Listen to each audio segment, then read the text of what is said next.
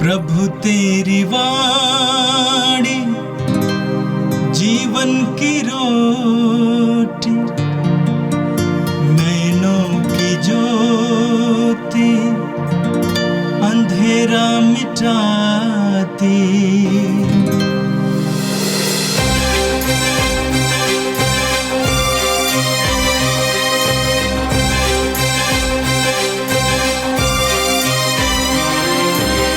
प्रभु तेरी वाणी जीवन की रोटी, नैनों की ज्योति अंधेरा मिटाती। प्रभु तेरी वाणी जीवन की रोटी, नैनों की ज्योति अंधेरा मिटाती। वाणी वाणी वाणी वाणी वाणी पवित्र है, शाश्वत है, जीवन का मन्ना है। 6 अगस्त मंगलवार। पहला पाठ नबी दानियल का ग्रंथ, अध्याय 7, पद संख्याएँ 9 से 10, 13 से 14। मैं देख ही रहा था कि सिंहासन रख दिए गए और एक वयोवृद्ध व्यक्ति बैठ गया। उसके वस्त्र हिम से भी उज्ज्वल थे और उसके सिर के केश निर्मल ऊन की तरह। उसका सिंहासन ज्वालाओं का समूह था और सिंहासन के पहिए धधकती अग्नि। उसके सामने से आग की धारा बह रही थी। सहस्त्रों उसकी सेवा कर रहे थे, लाखों उसके सामने खड़े थे। न्याय की कार्यवाही प्रारंभ हो रही थी और पुस्तकें खोल दी गई थी। मैं रात का दृश्य देख रहा था और देखो, आकाश के बादल पर मानव पुत्र जैसा कोई आया। वह वयोवृद्ध के यहाँ पहुँचा और उसके सामने लाया गया। उसे प्रभुत्व, सम्मान तथा राजत्व दिया गया। सभी देश, राष्ट्र और भिन्न भिन्न भाषा भाषी उसकी सेवा करेंगे। उसका प्रभुत्व अनंत है, वह सदा ही बना रहेगा। उसके राज्य का कभी विनाश नहीं होगा। यह प्रभु की वाणी है। संत मार्कुस के अनुसार पवित्र सुसमाचार अध्याय 9 वाक्य संख्या 2 से लेकर 10 तक। 6 दिन बाद ईसा ने पेतरुस, याकूब और योहन को अपने साथ ले लिया और वह उन्हें एक ऊंचे पहाड़ पर एकांत में ले चले। उनके सामने ही ईसा का रूपांतरण हो गया। उनके वस्त्र ऐसे चमकीले और उजले हो गए कि दुनिया का कोई भी धोबी उन्हें उतना उजला नहीं कर सकता। शिष्यों को एलियस और मूसा दिखाई दिए। वे ईसा के साथ बातचीत कर रहे थे। उस समय पेतरुस ने ईसा से कहा, गुरुवर, यहाँ होना हमारे लिए कितना अच्छा है। हम 3 तंबू खड़ा कर दे, एक आपके लिए, एक मूसा और एक एलियस के लिए। उसकी समझ में नहीं आ रहा था कि वह क्या कहे, क्योंकि वे सब बहुत डर गए थे। तब एक बादल आकर उन पर छा गया और उस बादल में से यह वाणी सुनाई दी, यह मेरा प्रिय पुत्र है, इसकी सुनो। इसके तुरंत बाद जब शिष्यों ने अपने चारों ओर दृष्टि दौड़ाई तो उन्हें ईसा के सिवा और कोई नहीं दिखाई पड़ा। ईसा ने पहाड़ से उतरते समय उन्हें आदेश दिया कि जब तक मानव पुत्र मृतकों में से ना जी उठे, तब तक तुम लोगों ने जो देखा है उसकी चर्चा किसी से नहीं करोगे। उन्होंने ईसा की यह बात मान ली, परंतु वे आपस में विचार विमर्श कर रहे थे कि मृतकों में से जी उठने का अर्थ क्या हो सकता है। यह प्रभु का पवित्र सुसमाचार है। ख्रिस्त प्रभु की जय। यीशु में मेरे प्रिय भाई और बहनों, आज माता कलीसिया प्रभु यीशु के रूपांतरण का पर्व दिवस मनाती है। यह पर्व सारे ख्रिस्त विश्वासियों के लिए अपने विश्वास को परखने और भावी जीवन में मिलने वाली महिमा के भागी बनने पर एक मनन चिंतन करने का एक सुनहरा अवसर देती है कि किस प्रकार से जब हम प्रभु के आदेशों का पालन करते हैं, उनके वचनानुसार अपने जीवन को व्यतीत करते हैं, तो हमारा जीवन ईश्वर के महिमा से परिपूर्ण हो जाएगा। आज का पहला पाठ नबी दानियल के ग्रंथ से लिया गया है, जहां पर नबी दानियल एक दिव्य दृश्य को देखता है, जहां पर एक वृद्ध और मानव पुत्र है। इस दिव्य दृष्टि के द्वारा हमें यह पता चलता है कि न्याय के दिन हर एक व्यक्ति का न्याय होगा और उसी प्रक्रिया के अंतर्गत ईश्वर अपने पुत्र को यह शक्ति देगा कि वह सभी लोगों का न्याय करेगा। हम वचन में पढ़ते हैं, मैं देख ही रहा था कि सिंहासन रख दिए गए और एक वयोवृद्ध व्यक्ति बैठ गया। उसके वस्त्र हिम की तरह उज्जवल थे और उसके सिर के केश निर्मल ऊन की तरह। उनका सिंहासन ज्वालाओं का समूह था और सिंहासन के पहिए धधकती अग्नि। उसके सामने से आग की धारा बह रही थी। सहस्रों उसकी सेवा कर रहे थे, लाखों उनके सामने खड़े थे। न्याय की कार्यवाही प्रारंभ हो रही थी और पुस्तकें खोल दी गई।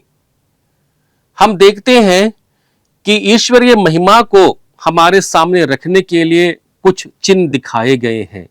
आग का, पहिए के जलते हुए ज्वाला का और महिमा मंडित उनके केशों और उनके कपड़ों की परिकल्पना की गई है। और इसके साथ ही हम आगे पढ़ते हैं, तब मैंने रात्रि के दृश्य में देखा कि आकाश के बादलों पर मानव पुत्र जैसा कोई आया। वह वयोवृद्ध के यहाँ पहुंचा और उसके सामने लाया गया। उसे प्रभुत्व, सम्मान तथा राजत्व दिया गया। सभी देश, राष्ट्र और भिन्न भिन्न भाषा भाषी उसकी सेवा करेंगे। उसका प्रभुत्व अनंत है, वह सदा ही बना रहेगा। उसके राज्य का कभी विनाश नहीं होगा। नबी दानियल के ग्रंथ के आधार पर और उसके परिप्रेक्ष्य में यदि आज के सुसमाचार को यदि हम पढ़ेंगे और उसे समझने की कोशिश करेंगे, तो हमें भली भांति ईश्वरीय योजना के विषय में और प्रभु के महान कार्य जिसे वह हमारे जीवन में करेगा, उस पर मूल्यांकन करने का, मनन चिंतन करने का एक अवसर मिलता है। आज के सुसमाचार में हम लोग देखते हैं कि प्रभु यीशु अपने 3 शिष्यों को लेकर पर्वत के ऊपर जाते हैं और वहां पर उनका रूपांतरण हो जाता है। हम देखते हैं कि वहां पर यीशु है, यीशु के शिष्य हैं और बाद में नबी मूसा और एलियस दिखाई देते हैं। इन 3 तरह के समुदाय में, इन 3 तरह के सहभागिता में हमें अपने जीवन के रहस्यों को समझने का एक अवसर मिलता है। हम जानते हैं कि ईश्वर मूसा और एलियस को अपने महिमा के दर्शन के लिए उन्हें पर्वत पर ले चलता है। हम निर्गमन ग्रंथ अध्याय 33 वाक्य संख्या 18 में पढ़ते हैं, जहां पर सिनाई पर्वत पर मूसा ईश्वर से कहता है कि वह उसे अपनी महिमा दिखाए। हम राजाओं के पहले ग्रंथ अध्याय 19 वाक्य संख्या 9 में पढ़ते हैं, जहां पर एलिया होरेब पर्वत पर एक गुफा में छिपकर अपना समय बिताता है और वहीं पर ईश्वर की महिमा के दर्शन करता है। नए व्यवस्थान में हम देखते हैं कि मसीह अपने शिष्यों को भावी महिमा के बारे में समझाने और उसका अनुभव लेने के लिए वह पर्वत पर ले चलता है और वहीं पर वह दृश्य अपने शिष्यों के सामने प्रकट करता है।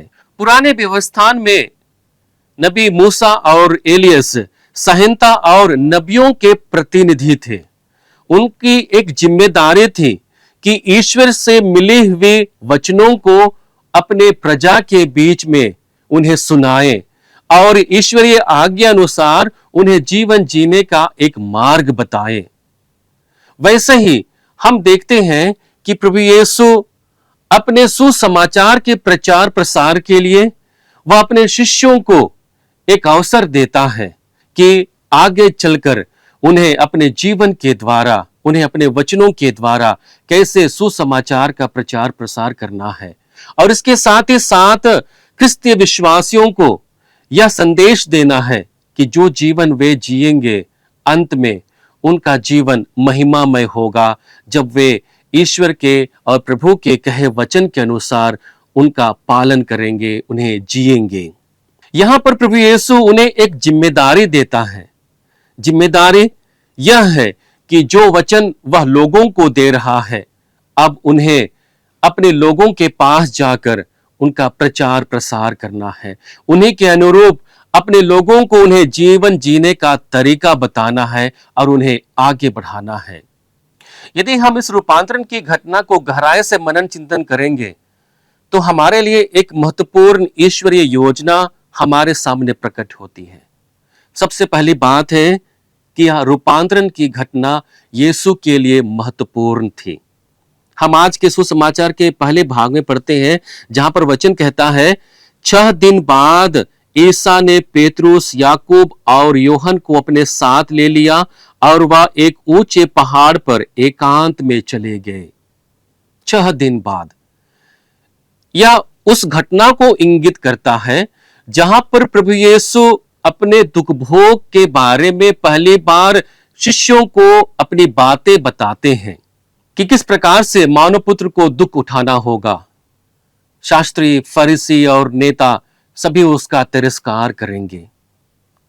यह एक अवसर था जहां पर जिस चुनौती को यीशु ने स्वीकार किया था और जिस राह पर चलने के लिए यीशु आगे बढ़ते हैं, वहां पर उन्हें दूसरी स्वीकृति मिलती है। नबी मूसा और एलियस उसे इस बात का सांत्वना देते हैं और आगे बढ़ने के लिए उन्हें मदद करते हैं कि जो मार्ग उन्होंने चुना है वह उसके लिए महत्वपूर्ण है, इसके लिए वह स्वीकृति मिलती है। दूसरी ओर हम देखते हैं कि आकाश से, बादल से एक वाणी सुनाई पड़ती है कि यह मेरा प्रिय पुत्र है, मैं इस पर अत्यंत प्रसन्न हूं, इसकी सुनो। इस कथन के साथ पिता अपने पुत्र को स्वीकृति देता है कि जो कार्य वह करने के लिए आगे बढ़ रहा है वह लोगों के महिमा के लिए समर्पित होगा। वह उसकी स्वीकृति देता है कि उसे आगे बढ़ते जाना है और अपने जीवन को मानव कल्याण के लिए समर्पित कर देना है। दूसरी ओर शिष्यों के लिए भी यह घटना बहुत ही महत्वपूर्ण था।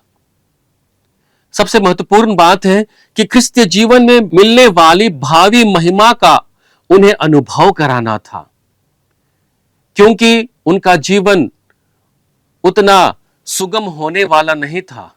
उनको हर एक प्रकार के दंड से गुजरना था, कठिनाइयों से गुजरना था, और इस बात को भली भांति प्रभु यीशु जानते थे।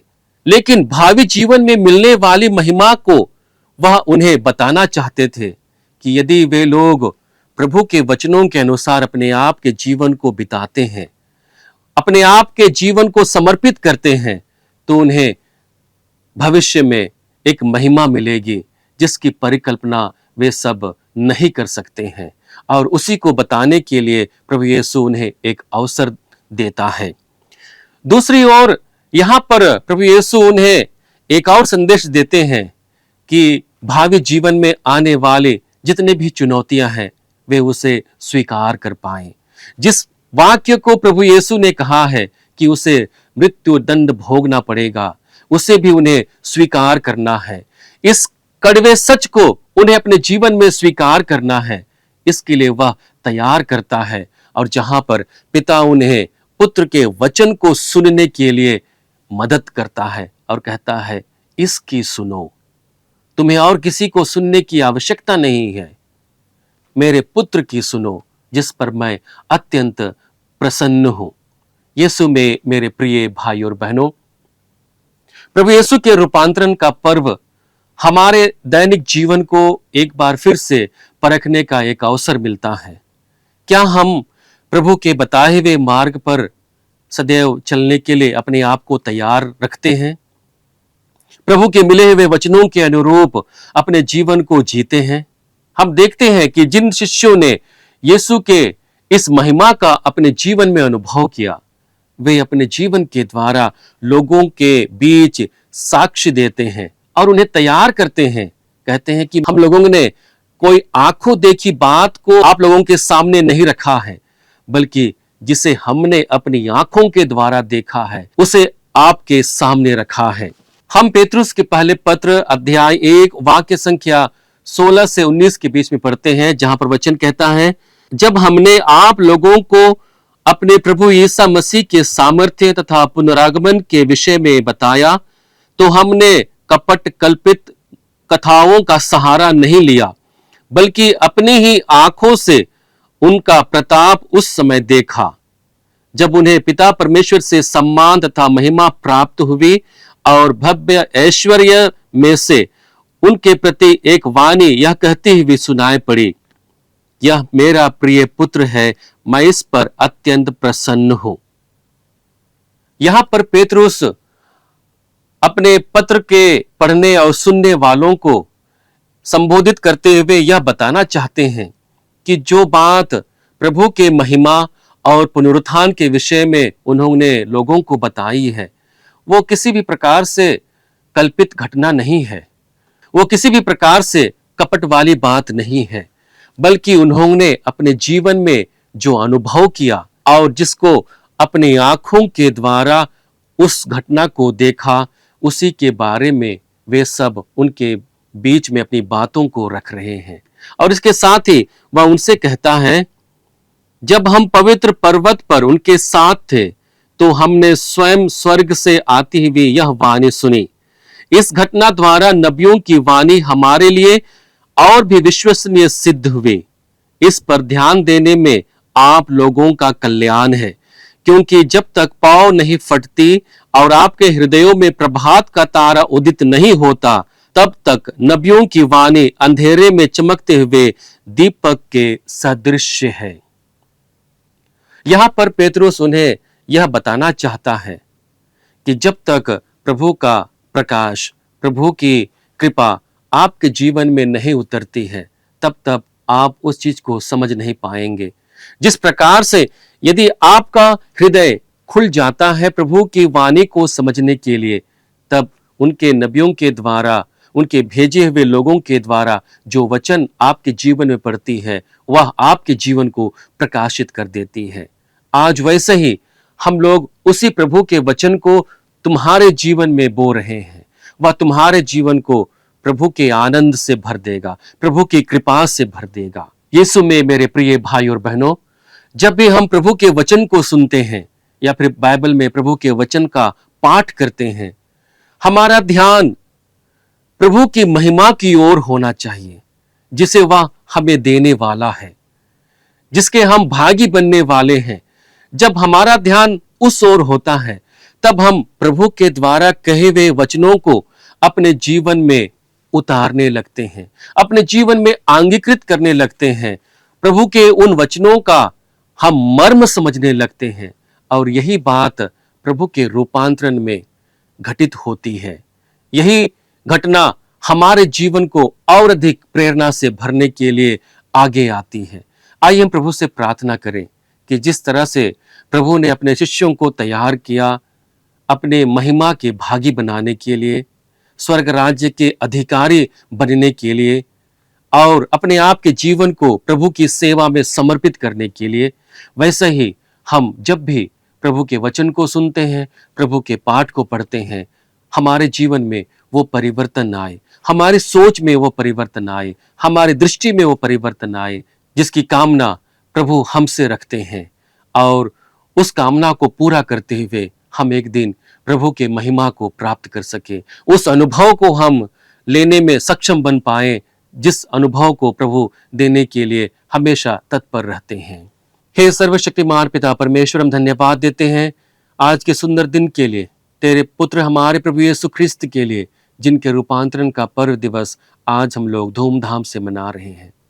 प्रभु, जिस प्रकार से तूने अपने पुत्र को और उनके शिष्यों को तैयार किया भावी महिमा के लिए, स्वर्ग राज्य के अधिकारी बनने के लिए और प्रभु के वचनों को अपने जीवन में आत्मसात करने के लिए, प्रभु आज हम विशेष रूप से प्रार्थना करते हैं कि जब भी हम प्रभु के वचनों का अध्ययन करते हैं, उनको पढ़ते हैं, उनको सुनते हैं, हमारे जीवन में वही अनुभव मिले जो आज शिष्यों को मिला था, ताकि हम भी शिष्यों की भांति वचन को अपने जीवन में अंगीकृत कर पाएं, वचन के अनुरूप अपने आप के जीवन को जी सके और उन्हीं के अनुरूप दूसरे लोगों को भी जीने के लिए हम प्रेरणा दे सकें, ताकि हम एक ऐसे अनुभव के साथ स्वर्ग राज्य की ओर आगे बढ़ें जो हमें प्रभु को प्यार करने के लिए सिखाता है, अपने पड़ोसियों को प्यार करने के लिए सिखाता है। प्रभु विशेष रूप से उन भाई बहनों के लिए भी प्रार्थना करते हैं जो तुझसे विलग हो गए हैं, जो संसार में रम गए हैं और उनके जीवन में तेरे वचनों का कोई भी प्रभाव नहीं रहता है। प्रभु उनके हृदयों को तू रूपांतरित कर दे, उनके विचारधारा को तू परिवर्तित कर दे, ताकि वे तेरी ओर अभिमुख होकर अपने आप के जीवन को जी सके, उन्हीं के अनुरूप स्वर्ग राज्य के अधिकारी बन सके। हम ये प्रार्थना करते हैं हमारे प्रभु क्रिस्त के द्वारा, आमीन। प्रभु तेरी वाणी जीवन की रोटी, नैनों की ज्योति अंधेरा मिटाती, वाणी वाणी वाणी वाणी वाणी, पवित्र है शाश्वत है जीवन